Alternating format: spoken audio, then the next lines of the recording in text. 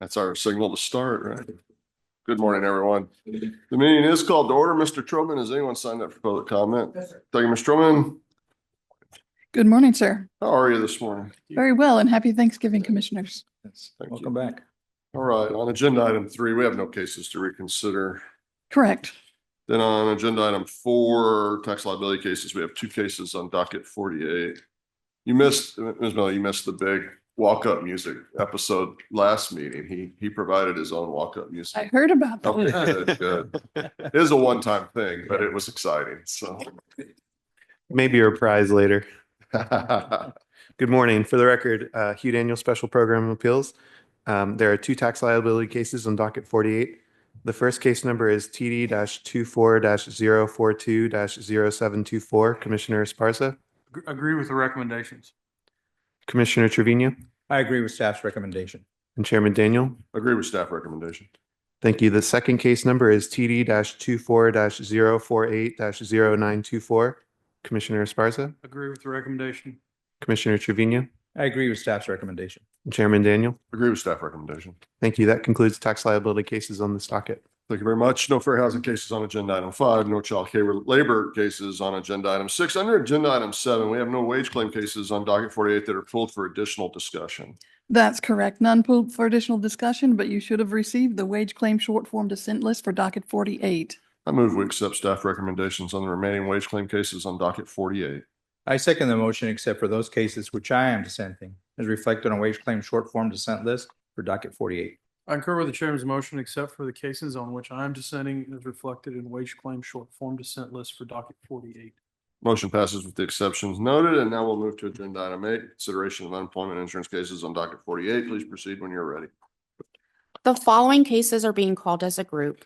Case number 3071322, case number 3078938, case number 3078996, and case number 3079679. Commissioner Esparza?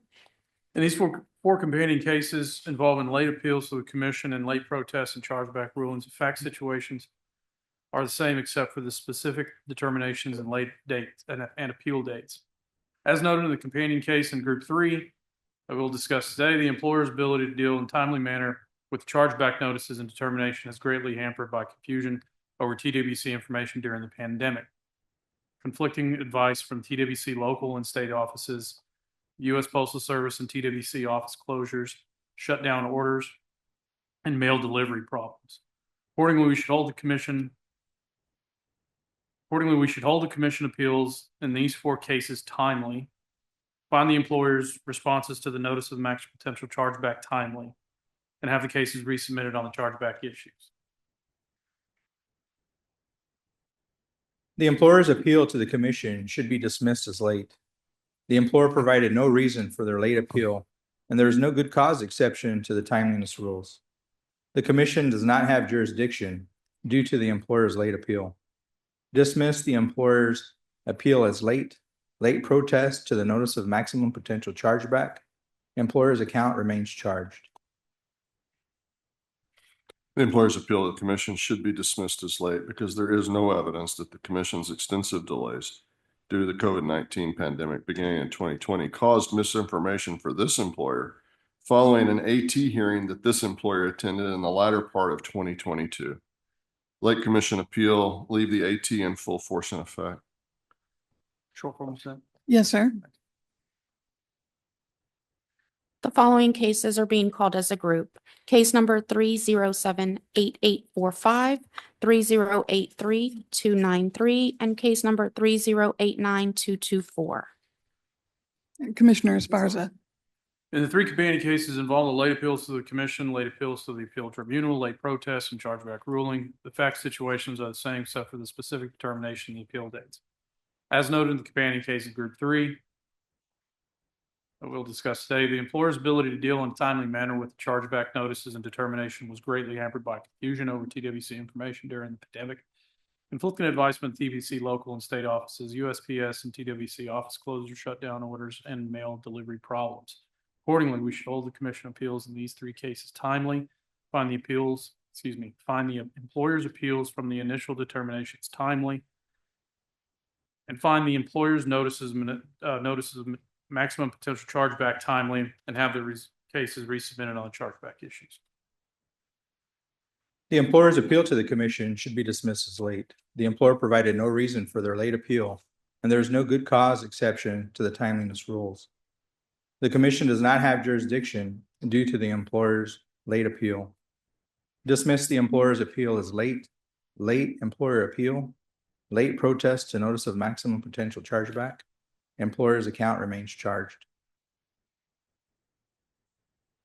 The employer's appeal to the commission should be dismissed as late because there is no evidence that the commission's extensive delays due to the COVID-19 pandemic beginning in 2020 caused misinformation for this employer.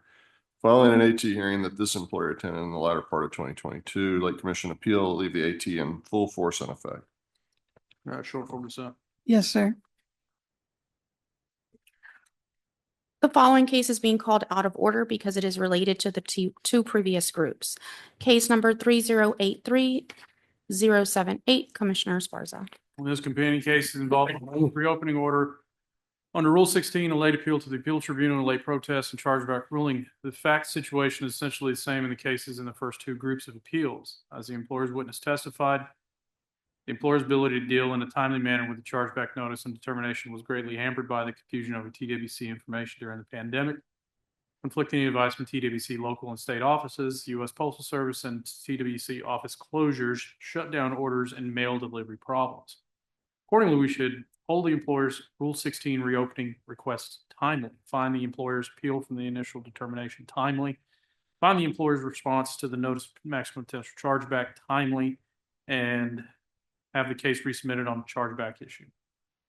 Please. The AT decision should be affirmed. The AT1 decision was mailed to the employer's address of record and received in a timely manner. And the employer offered no arguments as to why they filed late petitions to reopen at that time, other than generally stating that the pandemic caused understaffing. This argument is not persuasive, considering that the AT decision was mailed to the employer in 2022. There is no good cause exception to the timeliness rules. Therefore, the petition to reopen should be dismissed as late.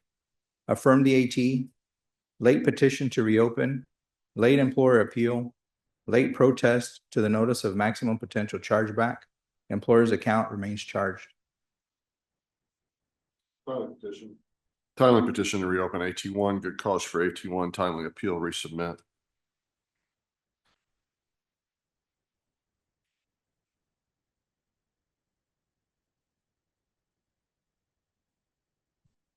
Case number three. One oh, moment, sorry. please. Just checking to make sure that the votes are all consistent. Chairman Daniel, you voted that there was good cause for missing, which is appropriate since you found the petition to reopen timely. Commissioner Esparza, I don't have documented a vote on good cause for you. If you find the petition to reopen timely, the next step would be to determine whether good cause was found for missing the prior hearing. I'll agree fully with the chairman. Thank you, sir. Thanks. We will be resubmitting the case. Case number 3497500, Commissioner Trevino. The decision is not supportable. Although the TWC sent the claimant a notice to provide proof of employment for her PUA claim, which the claimant did not respond to by the given deadline, the claimant had already stopped filing payment requests under the PUA claim by this time. Additionally, the claimant had already given the TWC her employment history, which a TWC representative verified, and TWC had her wage records. Furthermore, evidence suggests that the claimant attempted to submit proof of employment documentation to the TWC just a few days after the deadline, but was not asked about this during the hearing. Therefore, since the claimant had already given her employment history for a PUA claim, and TWC both confirmed this history and had wage reports to verify the claimant's employment, she should not have been disqualified from PUA benefits for failing to provide proof of employment. Reverse the AT, Claimant PUA eligible beginning 12/27 of 20, no overpayment. In the alternative, this case should be at the very least, be reheard in order to obtain testimony and evidence regarding the proof of employment the claimant attempted to submit to TWC on or around 8/26 of 21. The AT decision is supportable. The record shows that the claimant did not submit the proof of employment that was required under federal law for receiving continued PUA benefits beginning December 27th, 2020. She did receive the electronic correspondence notifying her that the deadline for submitting the proof, but failed to take any action until after the submission deadline and never actually submitted the documentation. Her ineligibility resulted in a benefit overpayment. Accordingly, we should affirm the AT decision. The claimant was ineligible for PUA benefits beginning December 27th, 2020, overpayment of $2,898. Claimant is eligible for PUA benefits, no overpayment. Short form said. Yes, sir.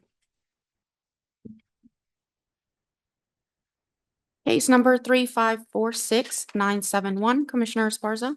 The AT decision should be modified, notwithstanding the AT's ruling that the employer did not have good cause for its non-appearance at AT1. The available record of time of the AT ruling supports a finding that the employer should not be charged. The employer's chargeback response stated that the claimant failed to perform duties correctly and efficiently and was unable to work the schedule that the store needed. Since the claimant did not perform her job duties correctly and was unavailable to work the employer's schedule, the employer's account should not be charged.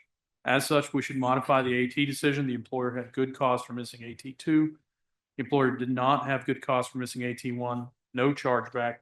In the alternative, I could also support a vote to resubmit this case. The employer had good cause for missing AT2. As to missing AT1, the employer called into the hearing only 1 minute after the hearing had started. Accordingly, the employer made a good faith effort to participate and had good cause for its non-appearance.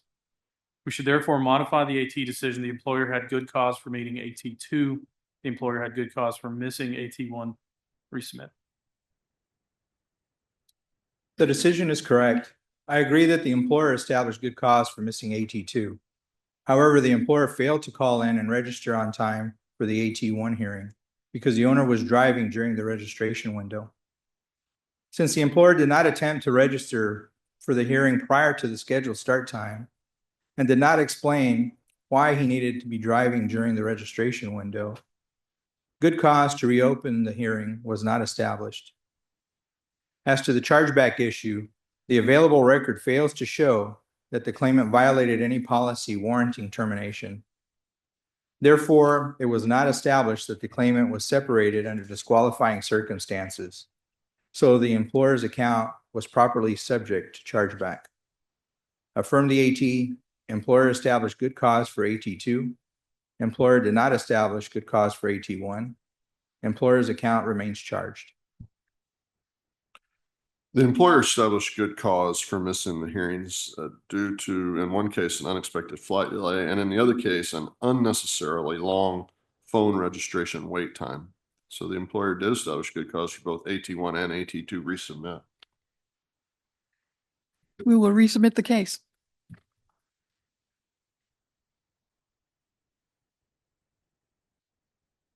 Case number 3620896, Commissioner Esparza. I asked the commission that we should rehear this case, although both parties provided information about the claimant's poor job performance.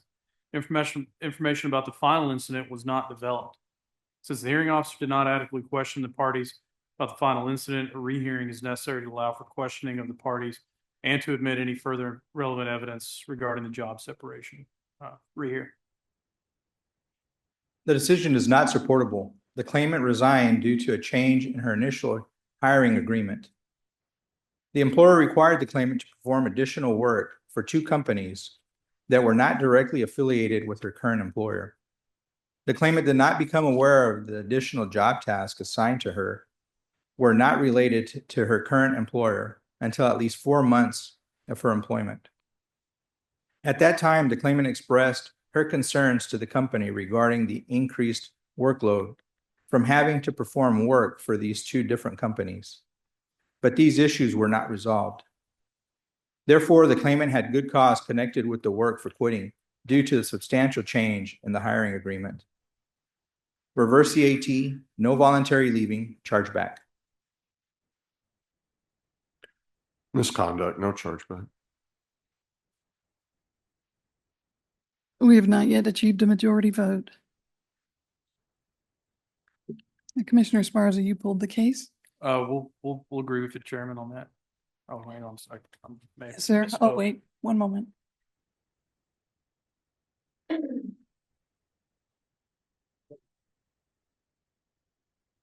Could you please repeat the appeal number case that we're on? 3620896.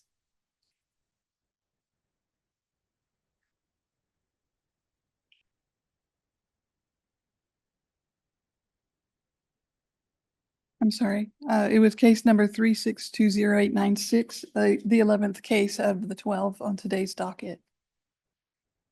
Let me reread mine. Yes, sir. Let me reread my. The AT decision is not supportable. The employer testified that the claimant was discharged for failing to follow proper policies and procedures, but could not provide no testimony regarding what specific actions led to the decision to terminate the claimant. All of the incidences referenced in the employer's testimony occurred months prior to the termination, and the claimant received warnings regarding those incidences. Though the employer's documents referenced an incident that was discovered by the employer after the claimant's termination, this cannot be considered the reason for the separation, as to the employer was not aware of when the decision was made to terminate the claimant. Additionally, the employer did not cite this incident as a reason for discharge. Therefore, the employer has failed to meet its burden of proving that the claimant was discharged for misconduct connected with the work. Reverse the AT, no misconduct, chargeback. And Mr. Chairman, could you please repeat? Misconduct, no chargeback. We'll agree with the chairman. Yes, sir. The majority vote is misconduct, no chargeback. Short form dissent, ma'am. Yes, sir. Case number 3633383, Commissioner Esparza. The AT decision should be affirmed. As noted in the AT decision, claimant's job responsibilities were increased at the beginning of her employment, and the claimant worked under these conditions for almost 2 years. As such, the claimant's change in the working conditions did not provide her with good cause connected with the work to resign. We should therefore affirm the AT decision, voluntary leaving, no chargeback. The decision is not supportable. The claimant resigned due to a change in her initial hiring agreement. The employer required the claimant to perform additional work for 2 companies that were not directly affiliated with her current employer. The claimant did not become aware of the additional job tasks assigned to her and were related to her current employer until at least the last 4 months of her employment. At that time, the claimant expressed her concerns to the company regarding the increased workload from having to perform work for these 2 companies, but these issues were not resolved. Therefore, the claimant had good cause connected with the work for quitting due to the substantial change in her hiring agreement. Reverse the AT, no voluntary leaving, chargeback. Voluntary leaving, no chargeback. Short form dissent, ma'am. Yes, sir. Thank you. And that was the last case pulled for additional discussion on docket 48. You should have received the UI short form dissent list for docket 48. I'm going to accept staff recommendations on the remaining UI cases on docket 48. I second the motion, except for those cases which I am dissenting as reflected on the UI short form dissent list for docket 48. I concur with the chairman's motion, except for the cases on which I'm dissenting is reflected in UI short form dissent list for docket 48. Motion passes with the exceptions noted. Thank you, sir. Thank you. We'll take a short recess.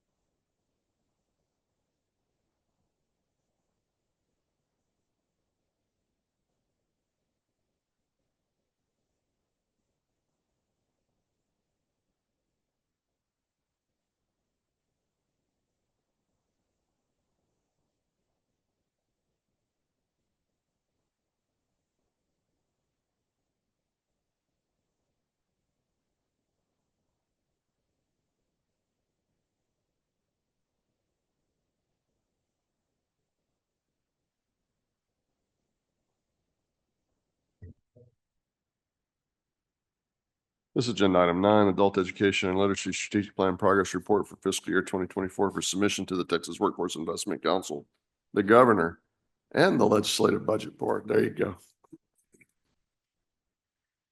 Good morning, Chairman Daniel, Commissioner Trevino, Commissioner Esparza, and Mr. Cerna. For the record, Mahalia Baldini, Workforce Development Division. For your consideration this morning, we present the Adult Education and Literacy Strategic Plan Progress Report for fiscal year 2024. Rider 31 of the 88th Texas Legislative Regular Session requires that TWC to develop an adult education and literacy strategic plan in collaboration with the Texas Workforce Investment Council and report on the implementation and progress of that plan in December of every even-numbered year. The progress report, as outlined in your notebook materials, highlights the examples of the state's responsiveness to meet the goals laid out in the current AEL strategic plan, which is in effect through 2026. Some of those highlights include, but certainly are not limited to, policy or programmatic changes implemented to support improved coordination, both internally here at the Texas Workforce Commission, as well as through our tri-agency partners, Texas Education Agency and the Texas Higher Education Coordinating Board. Results of implementation of programs and services that support education and work-related activities for adult learners in the state. And Commission approves statewide initiatives deployed to support the plan's goals and objectives. Staff are seeking approval to make non-substantive changes to the report as we prepare it for the Texas Workforce Investment Council, the governor, and the Legislative Budget Board. That concludes my remarks, and I'm happy to answer any questions that you may have. Any comments or questions? Just a comment, Mahalia, thank you and your staff for the great work you've been doing for Texans. The numbers that you are educating are outstanding. So I just wanted to thank you, and if you could pass that on to your staff. I will, thank you. I follow that too. No questions. Is there a motion?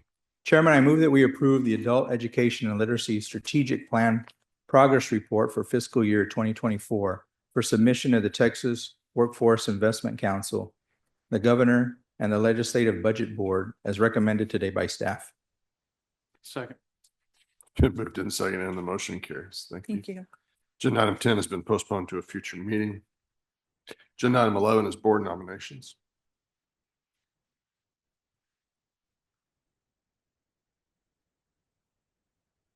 Good morning, Chairman, Commissioners, and Mr. Cerna. For the record, Patricia Martinez, Workforce Development Division. Sorry. Today, for your consideration, we have workforce board nominations for Workforce Solutions Brazos Valley, Capital Area, Concho Valley, Golden Crescent, Greater Dallas, North Texas, Panhandle, and South Plains. Staff recommends approval on the presented nominees, and I'm here to answer any questions you may have. Are there any comments or questions? None here.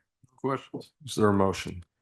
Chairman, I move that we approve the local Workforce Development Board member nominees presented today for the following: Workforce Solutions Brazos Valley, Capital Area, Concho Valley, Golden Crescent, Greater Dallas, North Texas, Panhandle, and South Plains. Second. It's been moved and seconded. Votes unanimous. Motion carries. Is there a legislative report today? No, sir. Executive Director's report? Neither. No. Not thanks. today? No, sir, not today. Is there any other order of business come before the commission? None here. No. I do have one update. Kyle wanted to be here to announce that this is his last commission meeting, but Kyle is a quitter. He's actually leaving us to go into the private sector. I'm very happy for him. It's a great opportunity for him, and I've been very lucky to have had his help for the last couple of years, and I'm very excited for this new chapter in his life. But he's still a quitter, and he missed this meeting. So. He is a quitter. Yeah. Well, good luck. Apparently. Yeah. Good luck to Kyle. Something about being with his family. I don't know how that could possibly take precedence over us, but it did. Yeah. I don't he's quit a few campaigns, but I mean only because the elections were over, but You're saying Kyle has a long history of being still a quitter? long history of being a quitter. Well, that will reflect on his references, I'm assuming. Well, Good for him. I move that this conversation be committed to the record and printed for Kyle's memory. Is there anything else? Is there a motion to adjourn? Chairman, I move to adjourn. I second. It's been moved and seconded to adjourn, and we're adjourned.